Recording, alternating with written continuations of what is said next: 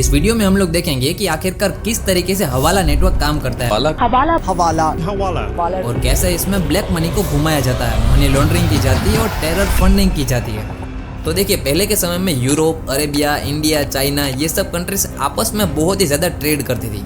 तो जो ट्रेडर्स थे वो ट्रेड करने के लिए एक जगह से दूसरी जगह ऊंट और हाथी पे सवार होकर जाते थे और जब रात हो जाती थी तो ये लोग आराम करने के लिए और खाना खाने के लिए रुक जाते थे और इसी समय पर लोकल माफिया और डाकू ये सब लोग इन्हें आके लूट लेते थे। यानी जो पैसा ये लोग ट्रेड का पेमेंट करने के लिए लाए थे वो पैसा इन लोगों के पास से लूट लिया जाता था। दूसरी प्रॉब्लम ये आती थी कि पहले के समय पे जो मेनली ट्रेड्स होते थे उसमें जो करेंसी यूज होती थी वो आज की तरह नहीं होती थी। यानी आज जैसे हम लोग नोट्स यूज करते थे वैसे नहीं होता था, कॉइन्स को यूज किया जाता था जो कि एक जगह से दूसरी जगह ले जाना बहुत ही ज्यादा मुश्किल था। और क्योंकि सारे ट्रेड्स को इंटरनेशनली किया जाता था तो लोग पैसों को कैरी करना बिल्कुल भी पसंद नहीं करते थे। और इसी प्रॉब्लम को सोल्व करने के लिए एक सिस्टम इंट्रोड्यूस किया जाता है, हवाला सिस्टम, जो कि आगे जाके एक बहुत ही सक्सेसफुल सिस्टम साबित होने वाला था। जो ट्रेडर्स और बिजनेसमैन थे वो इस पे आंख बंद करके भरोसा करते थे, लेकिन धीमे धीमे ये चीज़ कई देशों में टेरर फंडिंग और अदर इलीगल एक्टिविटीज का एक मेन सोर्स बनने वाली थी। आज के दिन हवाला सिस्टम के कारण इंडिया की फाइनेंशियल सिस्टम में बहुत ही बड़ा लूपहोल बन चुका है, क्योंकि हवाला नेटवर्क में जो मनी फ्लो हो रहा है उस पर गवर्नमेंट नजर नहीं रख पा रही है और जहाँ पे गवर्नमेंट की नजर नहीं होती है अक्सर वहाँ पे घोटाले और गैर कानूनी काम होना शुरू हो ही जाते हैं। देखो, नॉर्मली क्या होता है कि अगर कोई भी बैंक के थ्रू बहुत ही बड़ी अमाउंट एक देश से दूसरे देश में भेजना चाहे तो उसे अपने पैसों में से एक बहुत ही मोटा हिस्सा बैंक चार्जेस, फॉरेक्स मार्जिन और टैक्स के रूप में देना पड़ेगा। प्लस बैंक यहाँ पे मल्टीपल क्वेश्चन पूछना चालू करेगी कि यह पैसा कहाँ से लाया हो, कैसे कमाया है, वगैरह वगैरह। और इसी कारण लोग अब सोचेंगे कि पैसा बैंक से भेजने की जगह पे हम लोग हवाला ही कर देते हैं। तो चलिए 3D एनिमेशन की मदद से समझते हैं कि आखिरकार हवाला सिस्टम किस तरीके से काम करता है। अब मान लो कि ये रमेश है जो अपना सामान लेके यूरोप में जा रहा है बेचने के लिए, और इस सामान को यूरोप में बेचने के बाद रमेश को जब पैसा मिलता है तब वो सोचेगा कि इतना सारा पैसा मैं वापस इंडिया किस तरीके से लेके जा सकता हूँ, ये तो बहुत ही रिस्की होगा। अब इसी वजह से वो जाएगा सीधा एक हवाला एजेंट के पास और वहाँ पे वो सारा पैसा उस हवाला एजेंट को दे देगा और अपने घर का एड्रेस देगा। प्लस पैसा भेजने के लिए वो 1 से 2% का कमीशन भी दे देगा। और इसके बाद यहाँ पे रमेश को एक कोड दिया जाता है, जो कोड वहाँ पे इंडिया में देने पे पैसा रिसीव किया जा सकता है। और यहाँ पे कोड वाले प्रोसेस की जगह पे एक फटा हुआ नोट भी दिया जा सकता है, जिसके बारे में हम लोग आगे बात करेंगे। अब यहाँ पे एजेंट के पास तो पैसा आ गया, लेकिन एजेंट यहाँ पे खुद पैसा लेके नहीं जाता है, बल्कि वो क्या करेगा, अपने ही किसी हवाला नेटवर्क के पार्टनर को कांटेक्ट करेगा जो इंडिया में उस लोकेशन पे ऑपरेट कर रहा है। यानी जो बंदा उस लोकेशन पे काम कर रहा होगा उसको कांटेक्ट करेगा और उसको इन्फॉर्म कर देगा कि इतना पैसा देना है और ये कोड वर्ड है। अब जब भी रमेश के घर से कोई भी आके इस पर्टिकुलर कोड वर्ड को बोलेगा इस एजेंट को, तो वो एजेंट क्या करेगा, उस पर्टिकुलर कोड वर्ड से रिलेटेड पैसे को रिलीज कर देगा और जिसने कोड वर्ड बताया होगा उसको वो पैसा दे देगा और सक्सेसफुली पैसा ट्रांसफर हो जाएगा। और देखो, यहाँ पे इस वाले एग्जाम्पल में पैसा ट्रांसफर करने के लिए हम लोगों ने कोड वर्ड का यूज किया है, लेकिन जनरली आप लोगों ने मूवीज में देखा होगा कि फटे हुए नोट का यूज किया जाता है। तो देखो, ये नोट वाला प्रोसेस तभी यूज होता है जब बहुत ही अर्जेंसी ना हो, क्योंकि इस नोट को रमेश जब वापस खुद इंडिया लेके आएगा तभी पैसों में कन्वर्ट किया जा सकता है। और इसी तरीके से पूरी हवाला सिस्टम काम करती है। अब यहाँ पे कुछ चीजें हैं जिस पे ध्यान देना बहुत ही इंपॉर्टेंट है कि इस पूरे ट्रांजेक्शन में कोई भी डॉक्यूमेंट इन्वॉल्व नहीं है। यानी कौन इस पैसे को दे के गया है, कौन इस पैसे को रिसीव कर रहा है, उसकी फॉर्मल डिटेल्स जैसे कि साइन करवाना, ये सब कुछ यहाँ पे नहीं होता है, बल्कि बस एक कोड के बेस पे पैसा दे दिया जाता है। और हाँ, ये भी पॉइंट है कि जो भी पैसा रिसीव करने आया होगा एजेंट उसी के एरिया का होगा तो उसको जानता ही होगा।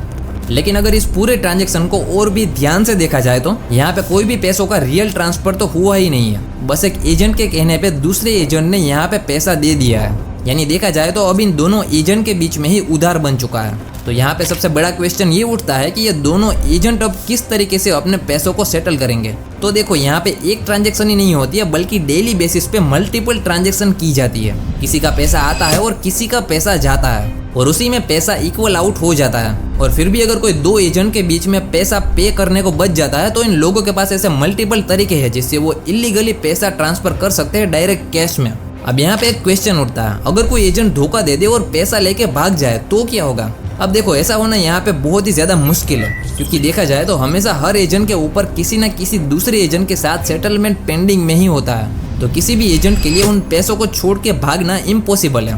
प्लस ये पूरा सिस्टम एक तरीके से ट्रस्ट के गेम पे ही टिका हुआ है। तो यहाँ पे अगर कोई एक बार फ्रॉड कर देता है तो पूरे नेटवर्क में सभी को पता चल जाता है और उसको नेटवर्क से बाहर कर दिया जाता है।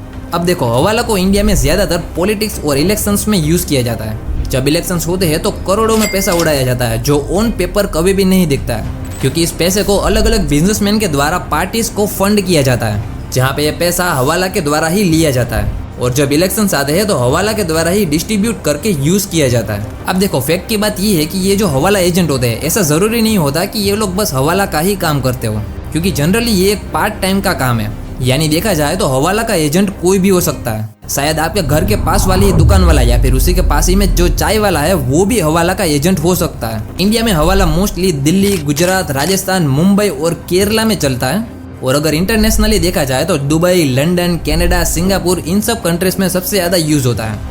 और देखो आज के समय पे इंडिया में किसी भी ऑफिसर का रिश्वत का पैसा, कोई भी मैच फिक्सिंग का पैसा, इंक्लूडिंग आजकल जो सट्टे और गैम्बलिंग की एप्स चल रही है उनका पैसा भी हवाला के द्वारा ही रोटेट किया जाता है। और देखो इंडिया में भले ही आज के दिन हवाला इतनी ज़्यादा आसानी से ऑपरेट हो पा रहा हो, लेकिन जब ज़रूरत पड़ती है तो एजेंसीज जैसे कि ईडी, सीबीआई और इनकम टैक्स इसमें फ्लो होने वाले पैसों को बहुत ही ईजिली ट्रेस कर लेती है।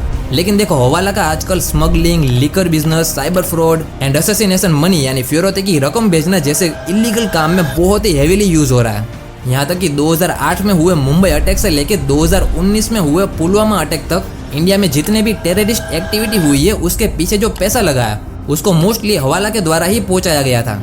इनफैक्ट यहाँ पे क्रिप्टो से भी पैसे भेजे जाते हैं। और देखो हवाला नेटवर्क के ऊपर कोई भी अथॉरिटी नहीं है जो इसको रेगुलेट करे, यानी ये एक तरीके से डिसेंट्रलाइज सिस्टम है और इसीलिए इसकी वर्किंग के ऊपर कोई भी गवर्नमेंट भी नजर नहीं रख सकती।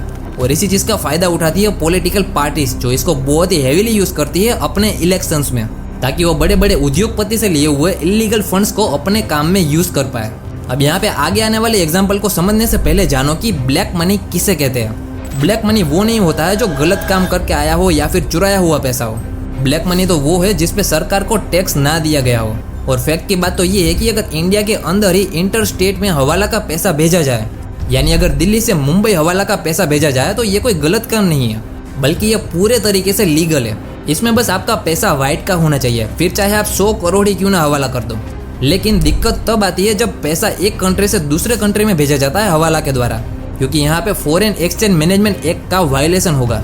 मान लो कि कोई आदमी अपने बिजनेस से पूरे लीगली तरीके से 100 करोड़ रुपए का रेवेन्यू करता है, जिसमें से उसको 10 करोड़ रुपए का प्रॉफिट होता है, तो इन 10 करोड़ में से मोटे मोटे तौर पे 18% जीएसटी और 30% इनकम टैक्स लग जाएगा। यानी एक तरीके से उसके कमाए 10 करोड़ में से अप्रोक्स 5 करोड़ तो सरकार ही ले जाएगी, ताकि वो उन पैसों से घोटाले कर सके। अब अगर ये आदमी 10 करोड़ पूरे अपने पास रख ले और सरकार को इसमें से 1 रुपया भी ना दे, तो ये पूरा पैसा ब्लैक मनी में गिना जाएगा, जिसको वो हवाला के जरिए वाइट करने की ट्राई करेगा।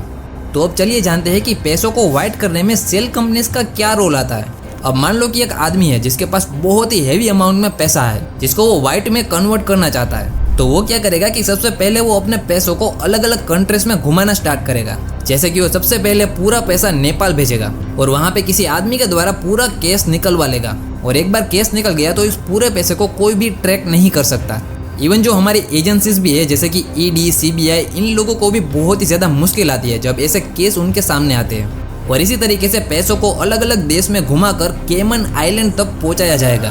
अब देखा जाए तो केमन आइलैंड इसी काम के लिए जाने जाते हैं, क्योंकि यहाँ पे जितनी पॉपुलेशन नहीं है उससे ज़्यादा तो कंपनीज रजिस्टर्ड होती है। अब यहाँ पे किसी बिल्डिंग के कोने वाले रूम में कंपनी को रजिस्टर किया जाएगा और हवाला से आए पैसों की मदद से इस कंपनी को बहुत ही कम टाइम में यानी 1 से 1.5 साल में करोड़ों का रेवेन्यू बनाने वाली कंपनी बना दी जाएगी।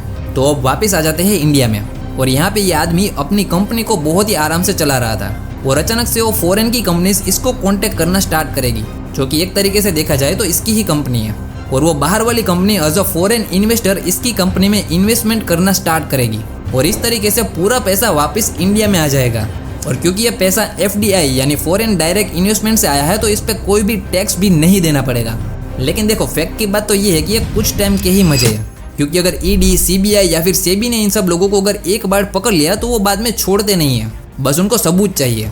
और देखो हम लोग अक्सर सुनते ही है कि किसी बॉलीवुड सेलिब्रिटी ने किसी को बर्थडे गिफ्ट में एक बहुत ही लग्जरी और बहुत ही महंगी गाड़ी दे दी, या फिर कभी सुनने को मिलता है कि किसी बॉलीवुड सेलिब्रिटी ने 300-400 करोड़ का टैक्स भर दिया। 825 करोड़ रुपए आपने टैक्स दिया, बहुत बड़ी बात है ये इतना टैक्स भरना।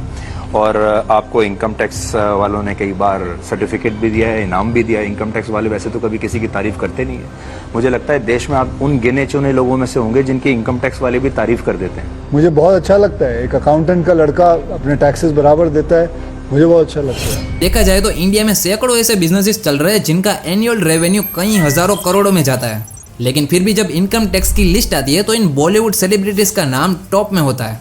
खैर, अगर आपको हवाला नेटवर्क, ब्लैक मनी और सेल कंपनीज के बारे में ये जानकारी अच्छी लगी हो तो आपको ये मेरी यूपीआई वाली वीडियो भी देखनी चाहिए, जिसमें मैंने 3D एनिमेशन की मदद से समझाया है कि यूपीआई किस तरीके से काम करता है और किस तरीके से हमारा पैसा कुछ सेकंड के अंदर ही बैंक टू बैंक ट्रांसफर हो जाता है। और चैनल को चेकआउट जरूर कर लेना। धन्यवाद।